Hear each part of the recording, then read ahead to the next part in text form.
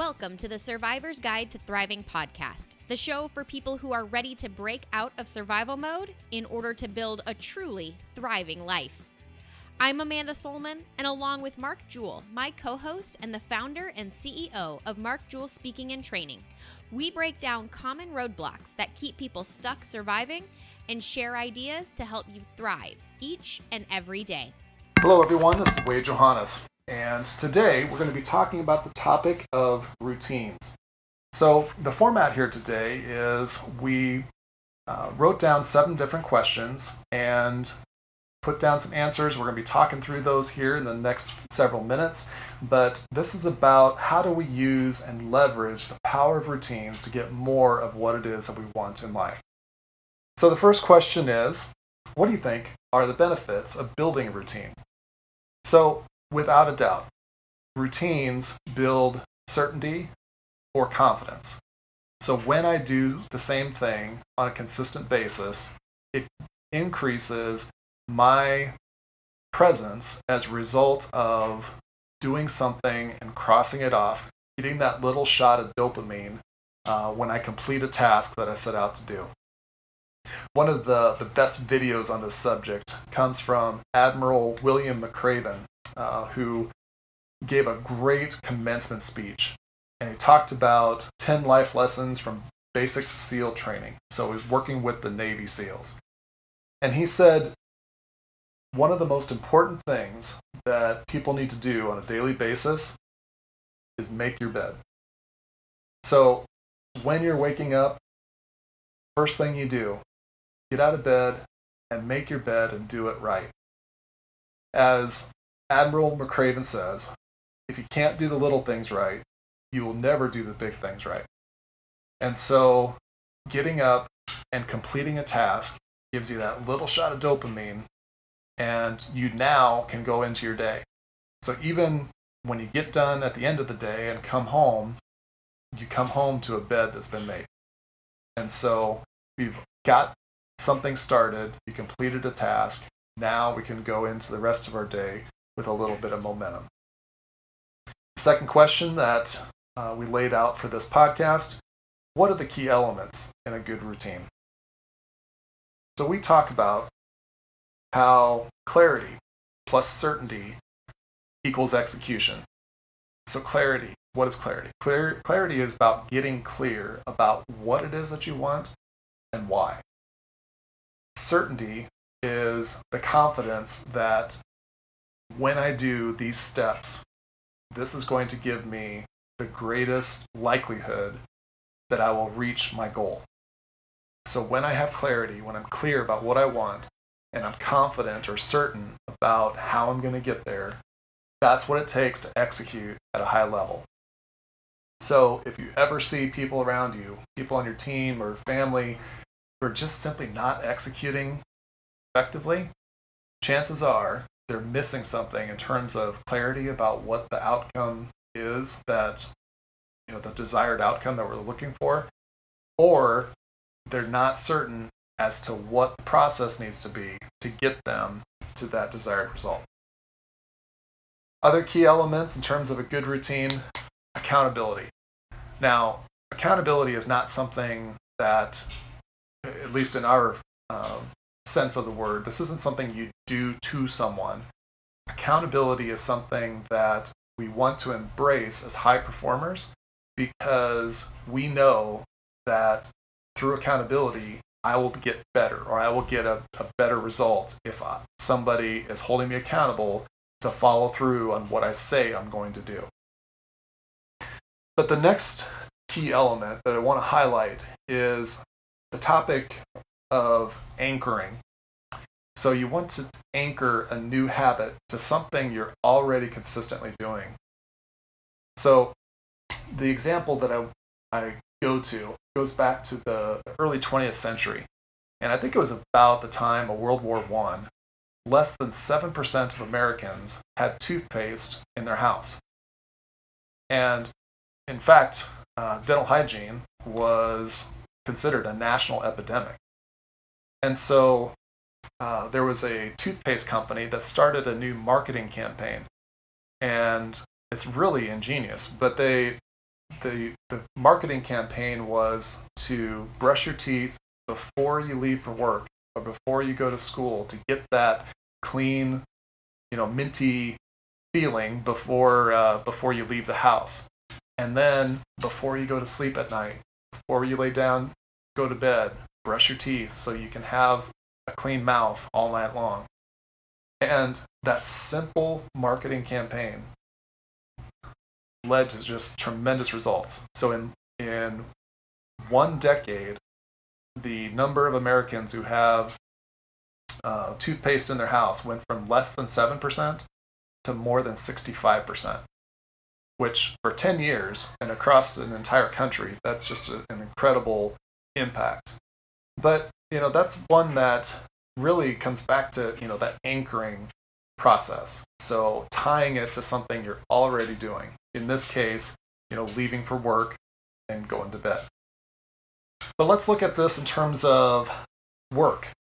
So we work here at MJST, we work with a lot of salespeople. And one thing that we hear consistently is we need our salespeople to enter their information in a CRM, a customer relationship management system.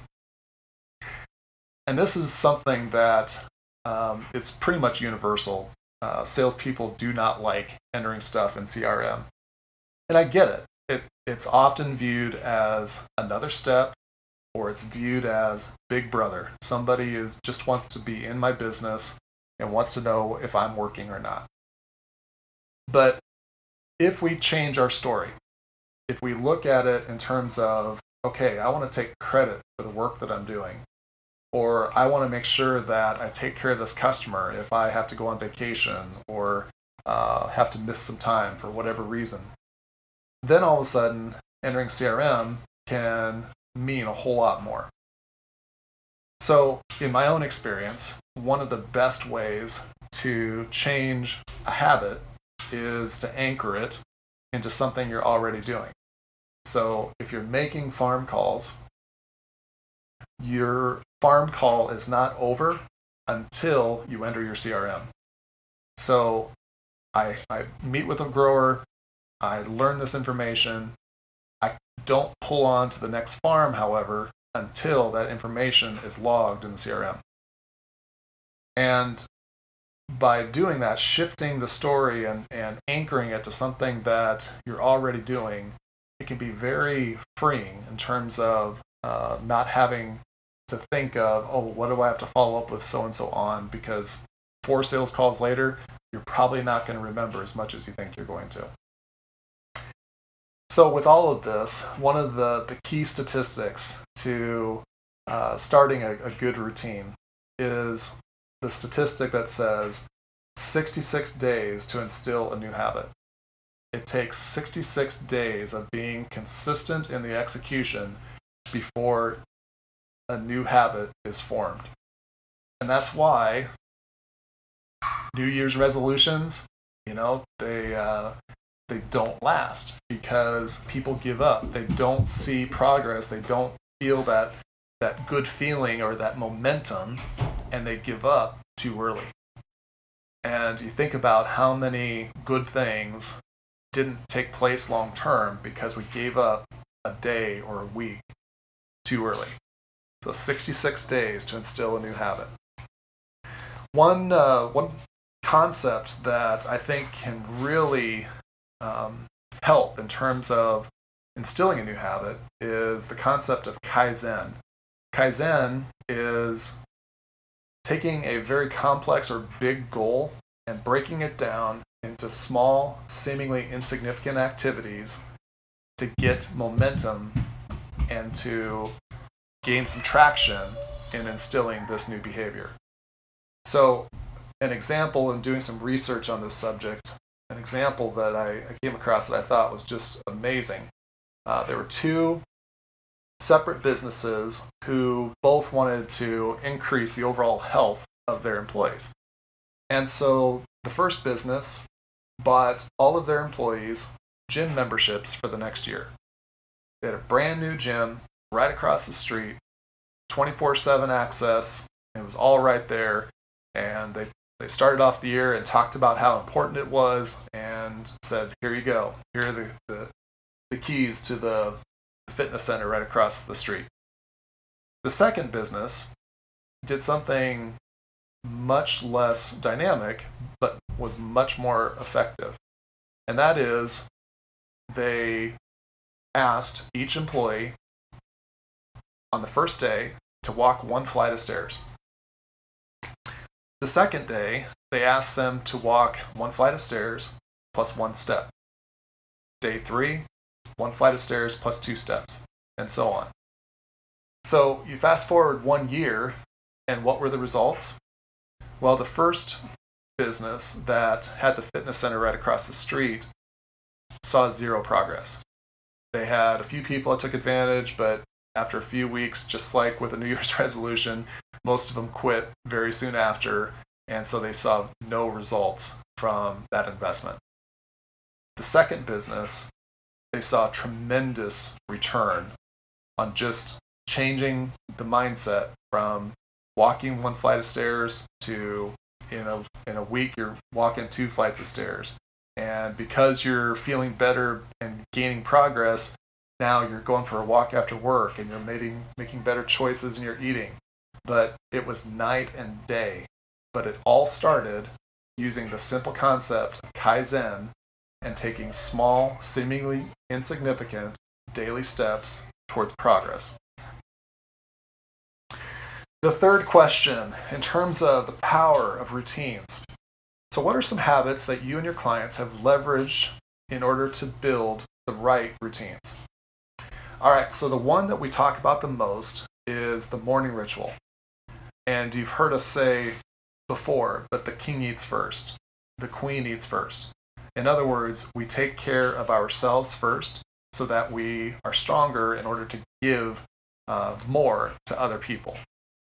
And that concept is one that I know quite a few people struggle with. They think that, my job as a worker or as a parent is to give. But we see it time and time again when people when they always give and they never work on themselves, eventually it leads to burnout. It leads to depression. It leads to a lot of anxiety and frustration. And so taking time to work on yourself on a daily basis, first thing in the morning, is one of the easiest, and a little bit of research I did, it's the lowest hanging fruit in terms of leveling up as a leader. And when you look at leaders across the planet, I'd say 8 out of 10 have a morning ritual. They work on themselves before they go into work and start with their regular day. And so looking at what has led to success in others can be a great lesson in terms of instilling the right routines for yourself. So for me personally, my morning ritual looks like this. I get up at 4:20.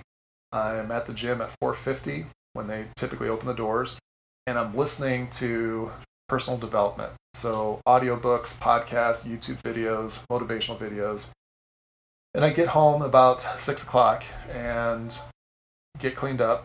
And then I go straight into my office and I do daily devotion, I meditate, and I journal.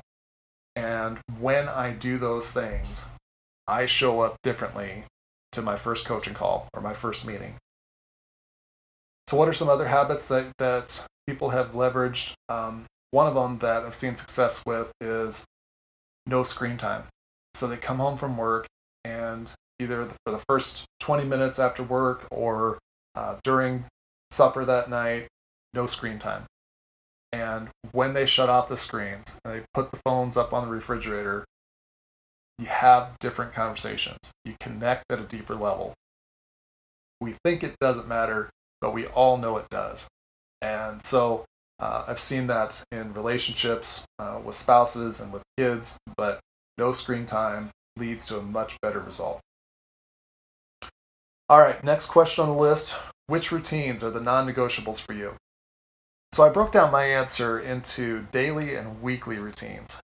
So for me, the daily routine that is a non-negotiable is entering the daily Thrive with 5. So anybody that has worked with Mark Jewell Speaking and Training knows that you get asked on a daily basis, did you eat right? Did you exercise? And, did you compliment somebody? Did you help someone? Did you plan your day? Did you execute? Those questions. And when you entered that information on a daily basis, as small and trivial as some of that might sound, it leads to a huge long-term result. So one thing that I think is very interesting, but whenever we come across somebody that, through the coaching process who is what we call in a drift, they got out of their morning ritual, or they're not clear about what it is they're doing and kind of lost momentum, nearly 10 times out of 10, it's because they're not doing the daily work.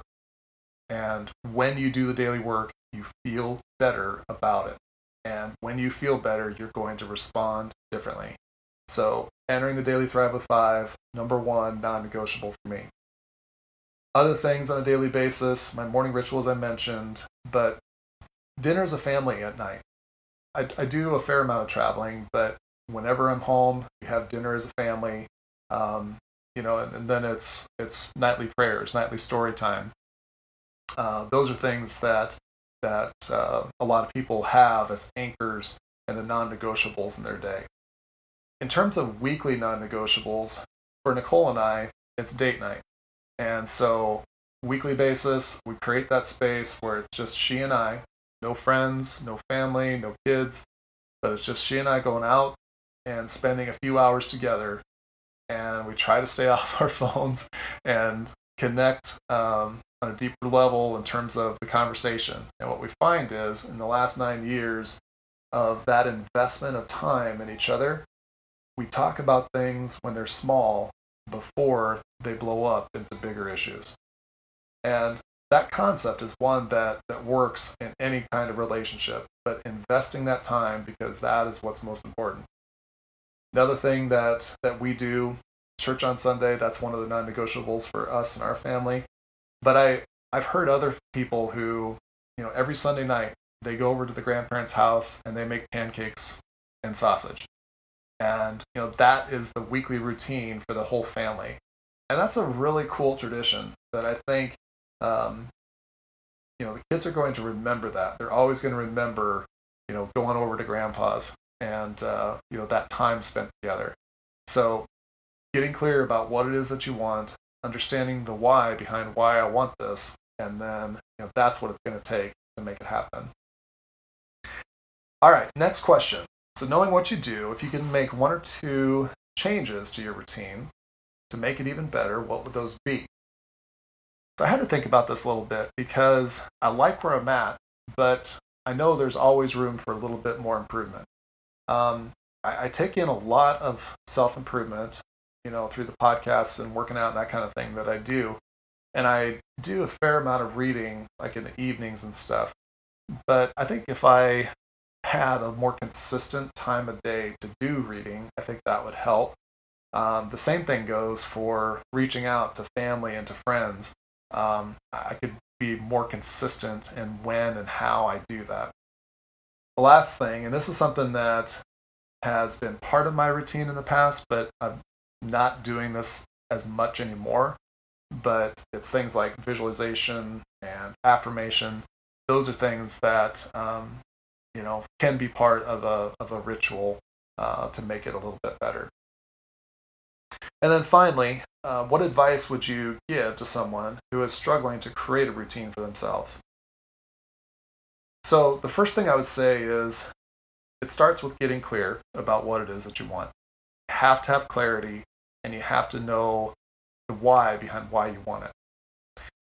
The next thing I would say is taking it and breaking it down into something you can do on a daily basis. A lot of times people set goals and they say, I want to do something more, or I want to do something 3 days of the week, and that will be a step in the right direction. If you shorten the amount of time each day, but do it on a daily basis, you're going to execute a lot more consistently than if you say, I want to do something 3 times a day. Or, 3 times a week.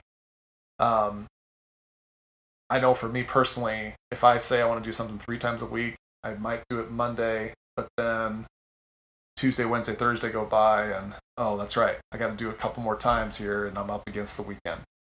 So, shorter amounts of time, daily basis, then you get to the end of the day and you can say, did I? Yes or no? And you've got clarity about what it is that you're doing. So kind of using the Kaizen concept to break it down into something small and seemingly insignificant, but also just developing that habit, getting into that daily, this is not what I do, this is who I am, and changing that mindset around what success looks like. With all of this, I say that it's important to recognize this is about progress, not perfection. If we have this all or nothing, kind of a burn the boats type mentality, as soon as we miss a day or as soon as we, go into a little bit of a slump, it's real easy to just give up and quit. And understand that this is about progress in the right direction. And on this note, I want to talk a little bit about, why we set goals.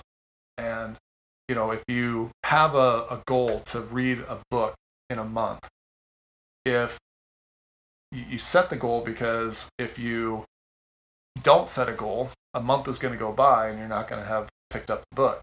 So you set a goal of reading it in a 30-day window. And breaking it down, reading 10 pages a day, is going to result in approximately 300 pages by the end of the month. And let's say you read 250 pages in 30 days instead of 300. Feel good about the 250 pages instead of beating ourselves up about the 50 pages we didn't read. So understanding that this is about progress, not perfection. And also dropping the judgment that comes with goals and embracing this, who did I become as a result of reaching for this goal? So it is a process, and we need to embrace the process and not just the result, whether we hit it, yes or no. The last thing I'll say, and we said it earlier, but having fun with accountability. We like to use the term here at MJST. If somebody wants to work out, sweaty selfie, or it didn't happen. So taking a picture of himself at the gym or after a run proves that I did the work. And when you have fun with it, you embrace that accountability is about us getting better. It's not about an extra thing to do. That's how you create the mindset of, becoming a better version of yourself. So that's what we've got here today, folks. We've got the power of routine. So we talked about things about, what works, what are some watch-outs, what are some ways to get better. So really appreciate the opportunity to share this topic with you all and look forward to working with you again soon. Take care. Thanks again for tuning into this week's episode. If you like what you heard, make sure to jump over to Apple Podcasts and leave us a rating and review. We appreciate the feedback, and it helps other people find the show.